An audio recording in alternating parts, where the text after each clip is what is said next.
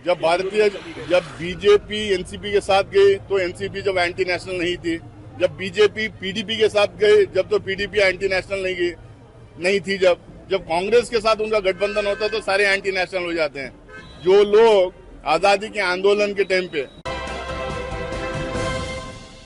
नमस्कार, आप देख रहे हैं सिटी पोस्ट लाइव और मैं हूं आपके साथ प्रभाकर पांडे।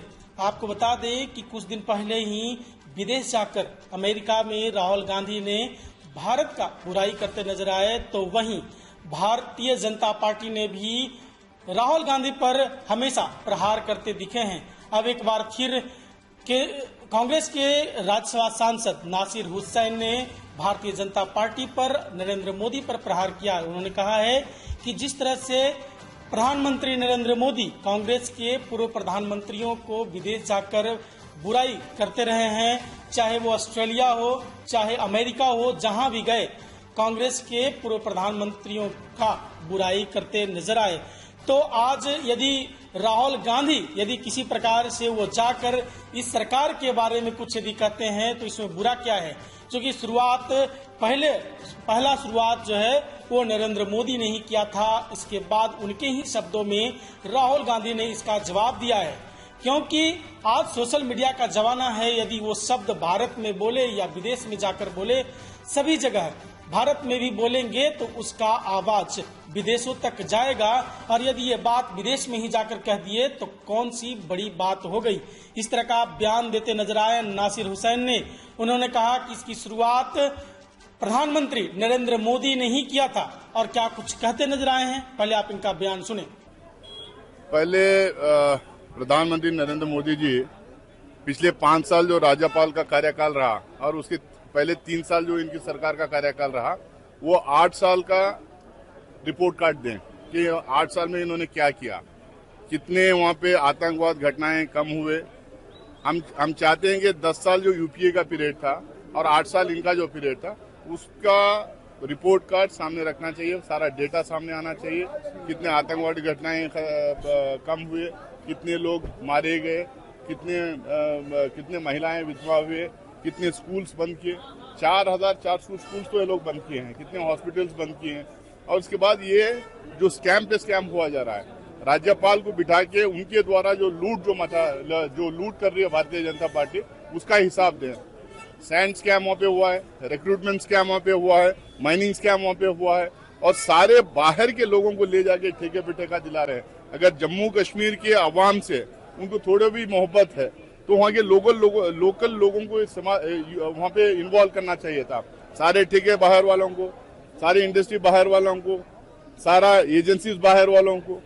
और ये बार बार जो कह रहे हैं कि स्टेटहुड भारतीय जनता पार्टी सरकार में जम्मू कश्मीर में आएगी जब भी देंगे, तो ये क्या डराना धमकाना चाह रहे हैं, ये क्या ब्लैकमेल करना चाह रहे हैं वहाँ के अवाम से। अगर इनको वाकई में जम्मू कश्मीर को स्टेट का स्टेटस देना है तो इलेक्शन के पहले दे सकते थे। पहली बार तो इलेक्शन ही ये करवा रहे हैं सुप्रीम कोर्ट के आदेश पे, अपनी मर्जी से नहीं करवा रहे हैं यहाँ पे। और ये हिंदुस्तान की पार्लियामेंट्री डेमोक्रेसी में पहली बार ऐसा हुआ है कि एक स्टेट को, एक फुल फ्लेज स्टेट को तोड़कर यूनियन टेरिटरी बनाया गया है। जबकि कांग्रेस के टाइम पे 1947 से लेके अब तक यूनियन टेरिटरीज को स्टेट में हम लोगों ने तब्दील किया है, ना कि स्टेट्स को यूनियन टेरिटरी में। तो नरेंद्र मोदी जी पहले ये बताएं उनके पैकेज क्या है। हम लोगों ने हमारे गारंटीज अनाउंस किए हैं, हम लोग उनकी लड़ाई लड़ रहे हैं। तो ये 8 साल का रिपोर्ट कार्ड दे और उसके बाद उनका आने वाले दिनों के लिए जम्मू कश्मीर में शांति बहाल करने के लिए उनका क्या रोड मैप है वो लोगों को बताएं। जब बीजेपी एनसीपी के साथ गई तो एनसीपी जब एंटी नेशनल नहीं थी, जब बीजेपी पीडीपी के साथ गए जब तो पीडीपी एंटी नेशनल नहीं थी, जब कांग्रेस के साथ उनका गठबंधन होता तो सारे एंटी नेशनल हो जाते हैं। जो लोग आजादी के आंदोलन के टाइम पे अंग्रेजों के चापुलिसी करते थे, उनके इन्फॉर्मर्स थे, उनके खबरची थे, उनको माफीनामा लिख के देते थे, तो वो लोग हमें सिखाएंगे कौन एंटी नेशनल है कौन नेशनलिस्ट है। देखिए, ये जो बार बार राहुल गांधी जी को अटैक करने का ये काम कर रहे हैं, हम याद दिलाना चाहते हैं हिंदुस्तान के बाहर जाकर पिछले सरकारों को, अपोजिशन पार्टीज के लीडर्स को, अपोजिशन पार्टीज को, पहले के प्रधानमंत्रियों को गाली गलौज करना, भला बुरा कहना, क्रिटिसाइज करना, आलोचना करना, ये नरेंद्र मोदी जी ने स्टार्ट किया था। मैं याद दिलाना चाहता हूँ, यूएसए में, लंदन में, फ्रांस में, यूएई में, नॉर्थ कोरिया में, वियतनाम में, कनाडा में, ऑस्ट्रेलिया में, हर जगह जा जाकर ये कांग्रेस के बारे में और पुराने प्रधानमंत्रियों के बारे में और पुराने सरकारों के बारे में जो टिप्पणियां की, भला बुरा का, उसका ये जवाब है।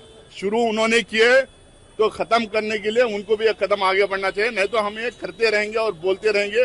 अगर किसी भी एकेडमिक इंस्टीट्यूशन में हिंदुस्तान के इलेक्शन को लेकर एनालिसिस हो रही है, वहां पे बातचीत हो रही है, जिस तरह से डेमोक्रेटिक सिस्टम को इन्होंने कम्प्लीटली सपोर्ट किया है, वो उसको हम दुनिया के सामने रखेंगे ही रखेंगे। इसमें क्या बात है, आज मैं यहाँ पे बात कर रहा हूँ, 1 सेकंड में दुनिया के हर कोने में ये बात पहुंचती है। तो चाहे वो लंदन में बात करे, चाहे अमेरिका में बात करे, चाहे इंडियन पार्लियामेंट में बात करे, पूरी दुनिया में बात पहुंचती है। इसी का नाम टेक्नोलॉजी है, इसी का नाम इंफॉर्मेशन टेक्नोलॉजी है। और इतना डर रहे क्यों है?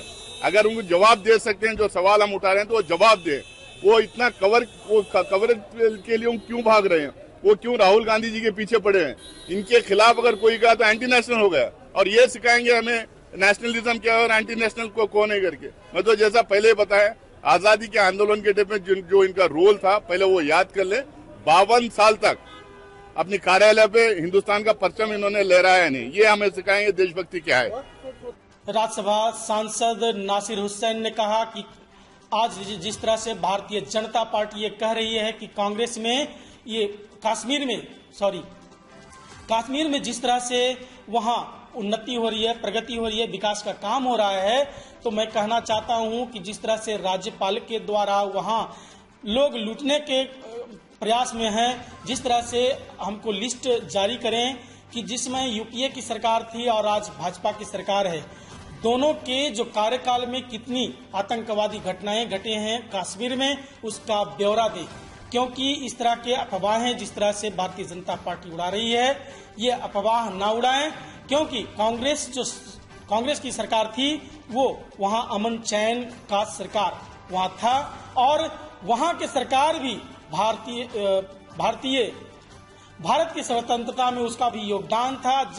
जबकि भारतीय जनता पार्टी के बहुत सारे नेता आजादी के समय उस समय अंग्रेजों का गुलामी कर रहे थे। अंग्रेजों का बातचीत, भारतीय जो गुप्त बात था, वो अंग्रेज के पास पहुंचाते थे।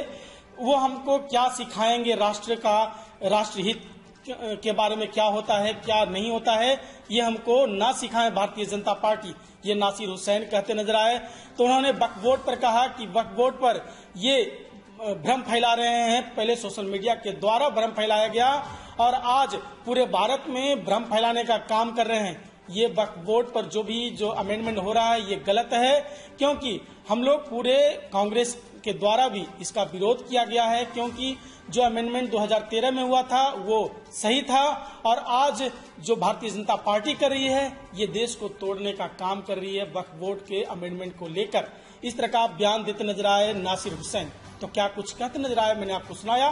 फिलहाल इस खबरों में बस इतना ही। आगे के तमाम खबरों के लिए बने रहे मेरे साथ। वीडियो को लाइक करें, शेयर करें, चैनल को सब्सक्राइब करना ना भूले। धन्यवाद।